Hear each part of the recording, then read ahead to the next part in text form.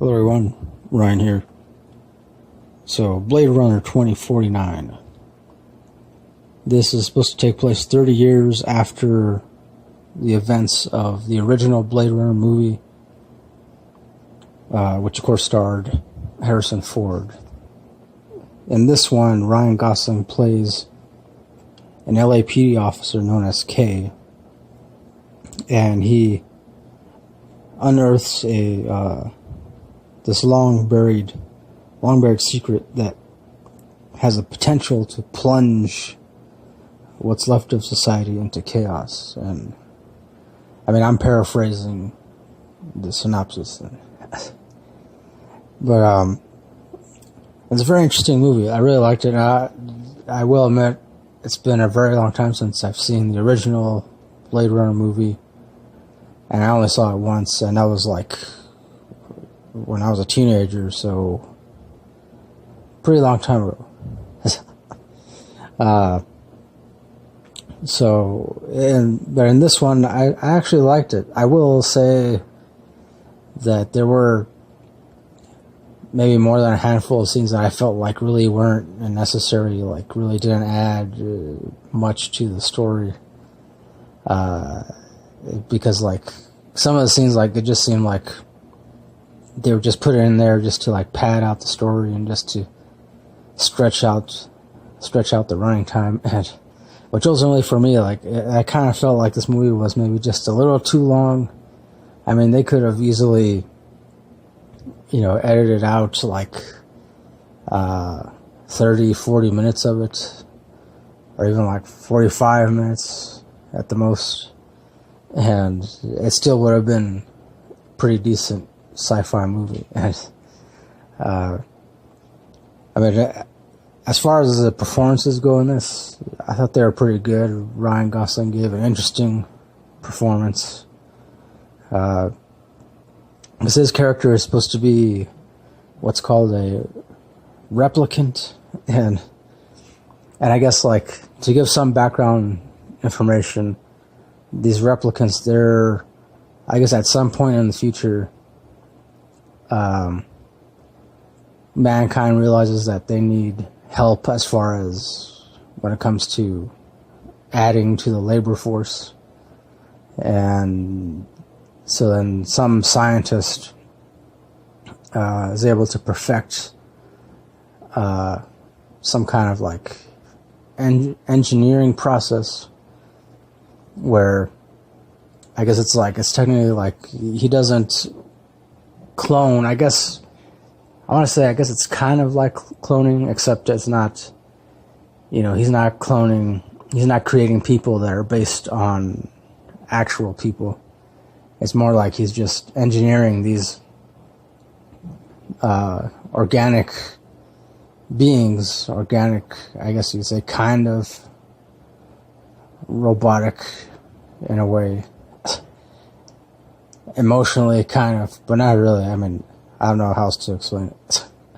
So he engineers these people, and they're grown in these like labs, kind of, which almost look like factories, except without the additional employees.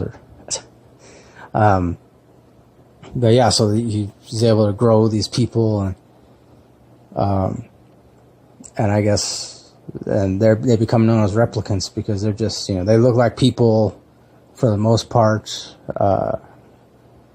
kind of behave like people, except that they're not really in tune with their emotions. And for the most part, they're known as being like soulless, like without a soul, or I guess it could be another way of just saying that they're emotionless. And it was pretty interesting. Like, I wanted to know more about that. I don't really remember if that aspect is explained a lot more in the first movie. I don't know if it is or not. I gotta watch the first movie again. But so Ryan Gosling's character K, he's one of these replicants who also happens to work for the LAPD. And he ends up tracking down a lot of older models of replicants. Because I guess what happens is eventually, like, they come out with new models of replicants, you know, just like they do with other things like computers, cars, and so. But when the new model comes out, then immediately all the old models, they have to be decommissioned in a sense, otherwise known as killed off. But I guess for the most part, people are okay with it because, you know, they don't consider them to be actual people.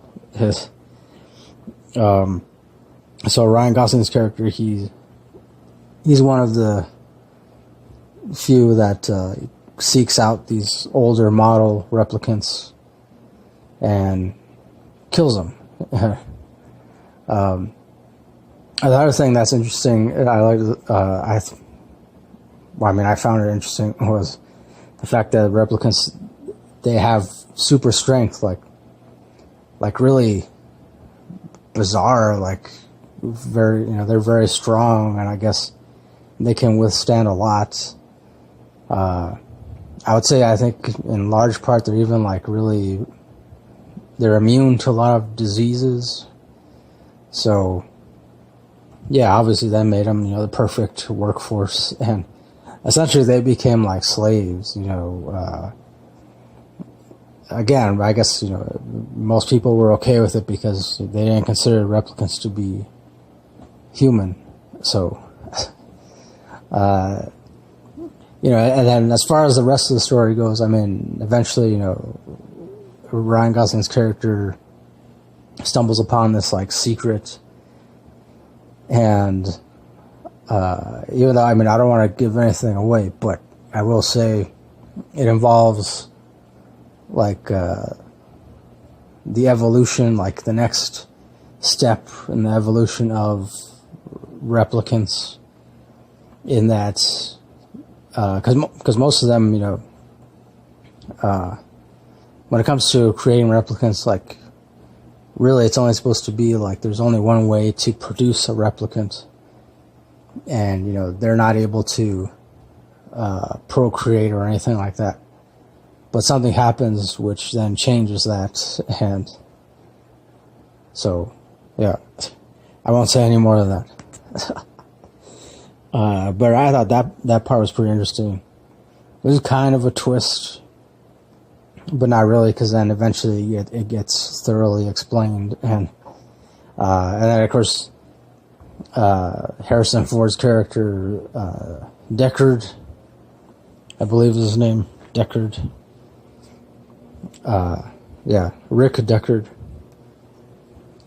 He meets Ryan Gosling's character, and they because Ryan Gosling he finds him in this like abandoned city, actually in Las Vegas, I believe, like futuristic Las Vegas, but it's like really contaminated with radiation, and due to some kind of like bombing that took place there, or that was definitely one thing that I didn't like, because there were certain things that weren't explained. I mean, I guess, I don't know if like eventually sometime in the near future it's supposed to be like an all-out war occurred, pretty much worldwide. I guess you could say like another world war, but I guess the casualties were much more severe. So that was the only thing that I was able to deduce from, you know, the little bits and pieces of information that were given throughout the movie. And so there. And then, I mean, Harrison Ford in this, I think he pretty much, he also gave a pretty good performance. And although I will say, like, his character, he doesn't show up until like almost like the halfway point. Pretty much like almost like might as well have been the halfway point. You know, overall I would say it's a pretty decent sci-fi movie.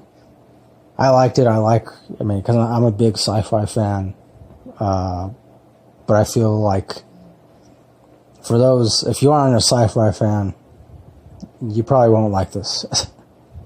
And not even that, I mean, I would say you don't even really have to be like a fan of Blade Runner to watch this. I kind of feel like you have to be at least somewhat of a sci-fi fan to enjoy this. Because otherwise, yeah, again, I feel like probably wouldn't like it. But me, I enjoyed it. There's, again, like I said, they could have cut out 45 minutes easily. It might have even made the movie a little better. The ending was alright. There's like another aspect to this that's also kind of another twist, and which obviously I'm not going to give away. But I mean, the ending was decent, and the performances overall, like from the entire cast, were pretty good. Another thing I liked in this movie was there's this like, because Ryan Gosling's character, I guess because he's not able to have an actual relationship with a real human female, so he ends up, I guess he has a relationship with this like hologram woman, but like a very like highly intelligent, I want to say maybe even like artificial intelligence, like an AI kind of like hologram woman, and she's like very interactive, and she goes by the name Joy. I thought that was interesting, because it posed another question, like at least for me, like, you know, the fact that you know, you have these replicants, or at least Ryan Gosling is supposed to be a replicant, and he's supposed to be kind of human, but he's not really human. But then he's having a relationship with this AI hologram female. I don't know, for me it brought up a whole bunch of other questions, and I don't want to get into it because I'll end up rambling on and on. But you know what, I could totally see sometime in the future, like maybe I'd say, I don't know, maybe like 10, 20, 30, 50 years from now, I wouldn't be surprised if these AI holograms become a reality. Because, yeah, I don't know, it seems like that's where technology would head. Like, seems like that would be a somewhat natural progression. I don't know. Well, anyways, as far as the rating goes, I'm going to give this, I'm going to give it 8.5 out of 10, maybe 9, like a soft 9 at the most, but definitely 8.5. And because, like I said, overall, it's a pretty cool sci-fi movie. I mean, it's decent. It's not, I wouldn't say it's terrible, because I've seen a lot of like really terrible sci-fi movies. So yeah, 8.5 out of 10. That'll do for my review of Blade Runner 2049. And thanks for watching. Thanks for listening. As always, next time, don't forget, keep it real, keep on rocking, and peace.